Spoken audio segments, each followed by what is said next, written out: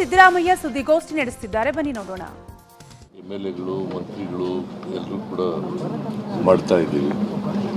So ಅದನ್ನು ಮಾಡಿದಾಗ ಎಲ್ಲೆಲ್ಲಿ ಅನಾಹುತ ಆಗಿದೆ ಮತ್ತು ಸೂಕ್ಷ್ಮವಾದ ಪ್ರದೇಶಗಳು ಯಾವ್ಯಾವ ಇದ್ದಾವೆ, ತಗ್ಗು ಪ್ರದೇಶಗಳು ಯಾವ್ಯಾವ ಇದ್ದಾವೆ ಅಂಥ ಕಡೆಗಳಲ್ಲೆಲ್ಲ ಹೋಗಿ ನೋಡ್ಕೊಬಂದು ಜನಗಳ ಜೊತೆ ಮಾತಾಡಿ ಮತ್ತು ಅಧಿಕಾರಿಗಳು ಏನು ಮಾಡ್ತಾ ಇದ್ದಾರೆ ಅಂತಕ್ಕಂಥದ್ದನ್ನು ಕೂಡ ಪರಿಶೀಲನೆ ಮಾಡಿ ಅವ್ರಿಗೆ ಏನೇನು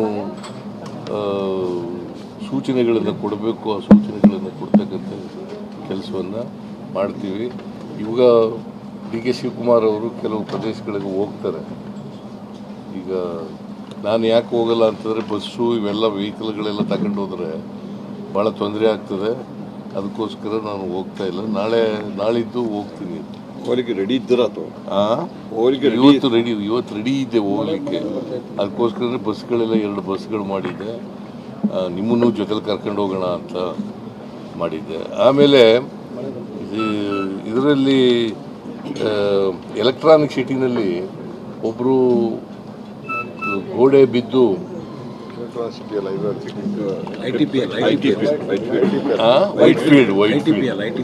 ವೈಟ್ ಫೀಲ್ಡ್ನಲ್ಲಿ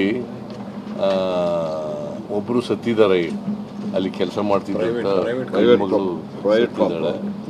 ಅವಳಿಗೆ ಸರ್ಕಾರದಿಂದ ಅದರ ಕಾರ್ಪೊರೇಷನ್ನಿಂದ 5 ಲಕ್ಷ ರೂಪಾಯಿಗಳನ್ನು ಕೊಡ್ತೇವೆ. ಸೊ ಅದರಿಂದ ಅವ್ರ ಪ್ರಾಣಕ್ಕೆ ಅಂತಲ್ಲ, ನಾವು ಇಂಥ ಆಕ್ಸಿಡೆಂಟಲ್ ಕೇಸ್ಗಳಿಗೆ 5 ಲಕ್ಷ ರೂಪಾಯಿನ ಕೊಡ್ತಕ್ಕಂಥದ್ದನ್ನು ಮಾಡ್ತೀವಿ. ಸೊ ಇದನ್ನು ಇವತ್ತು ನಾನು ಹೋಗಲ್ಲ, ನಾಳಿದ್ದು ಬೆಳಿಗ್ಗೆ ಹೋಗ್ತೀನಿ. ಇವತ್ತು DK ಶಿವಕುಮಾರ್ ಅವರು ಈ ಬೆಂಗಳೂರು ನಗರದ ಅಭಿವೃದ್ಧಿ ಸಚಿವರು ಅವರು ಕೆಲವು ಪ್ರದೇಶಗಳಿಗೆ ಹೋಗಿ ಬರ್ತಾರೆ. ನಾನು ಅದಾದಮೇಲೆ ಅವರಿಂದ ತಿಳ್ಕೊಂಡು ನಾನು ಮತ್ತು ಮಂತ್ರಿಗಳು MLAಗಳು ಎಲ್ಲರೂ ಕೂಡ ನಾಳಿದ್ದು ಹೋಗ್ತೀವಿ.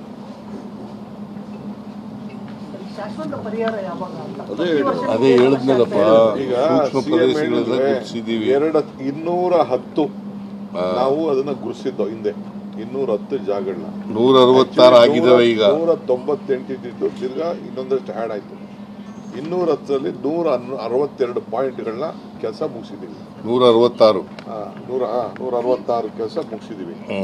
ಇನ್ನು 44 ಇದೆ. ಅದರಲ್ಲಿ 24 ತೆಗೆದುಕೊಂಡಿದ್ದೀವಿ. ಇನ್ನು 24 ಮಾಡಬೇಕು. ನಂಬರ್ 1 ಟ್ರಾಫಿಕ್ ಪೊಲೀಸ್ ಅವರು ಕೂಡ 132 ಜಾಗಗಳನ್ನ ಅವರು ಐಡೆಂಟಿಫೈ ಮಾಡಿಕೊಟ್ಟಿದ್ದಾರೆ. ಇದ್ರ ಒಳಗಡೆ ಇದು ಭಾಳ ಇಂಪಾರ್ಟೆಂಟ್ ಅಂತೇಳಿ ಅವ್ರಿಗೆ ಆಗ್ತಾ ಇರೋಂಥ ತೊಂದರೆಗಳನ್ನೆಲ್ಲ ಕೂಡ ಅವ್ರು ಕೊಟ್ಟಿದ್ದಾರೆ. ಅದರಲ್ಲಿ ಈಗಾಗಲೇ ನಾವು ಏಪ್ರಿಲ್ ಅಷ್ಟೊತ್ತಿಗೆ 82 ಮುಗಿಸಿದ್ದೀವಿ. ಇನ್ನು 41 ಕೂಡ ಉಳ್ಕೊಂಡಿದೆ.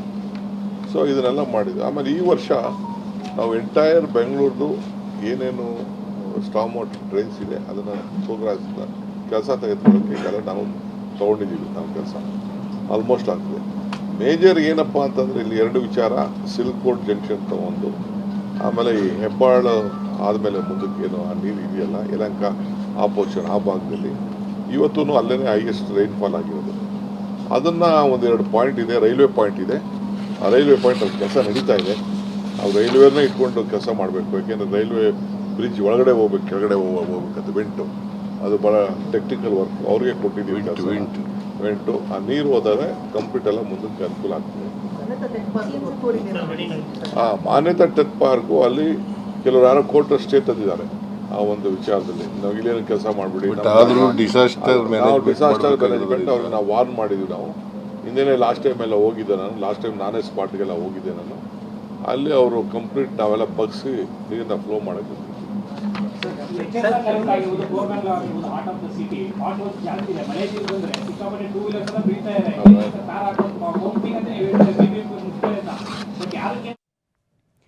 ಬೆಂಗಳೂರಿನಲ್ಲಿ ನಿನ್ನೆಯಿಂದನೂ ಕೂಡ ಧಾರಾಕಾರ ಮಳೆಯಾಗ್ತಾ ಇದ್ದು, ಮಳೆ ಹಿನ್ನೆಲೆಯಲ್ಲಿ ಬಿಬಿಎಂಪಿ ಕಂಟ್ರೋಲ್ ರೂಮ್ಗೆ ಸಿಎಂ ಮತ್ತು DCM ಭೇಟಿ ನೀಡಿ ಸುದ್ದಿಗೋಷ್ಠಿಯನ್ನು ನಡೆಸಿದ್ರು. ಎಲ್ಲೆಲ್ಲಿ ಏನೆಲ್ಲ ಹಾನಿಯಾಗಿದೆ, ಏನೆಲ್ಲ ಅನಾಹುತ ಅನ್ನೋದ್ರ ಬಗ್ಗೆ ಮಾಹಿತಿಯನ್ನು ನೀಡಿದ್ರು. ಸಾಯಿ ಲೇಔಟ್ ಅನಾಹುತದ ಬಗ್ಗೆ ಕೂಡ ಸಿಎಂ ಸಿದ್ದರಾಮಯ್ಯ ವಿವರಣೆಯನ್ನ ನೀಡಿದ್ರು.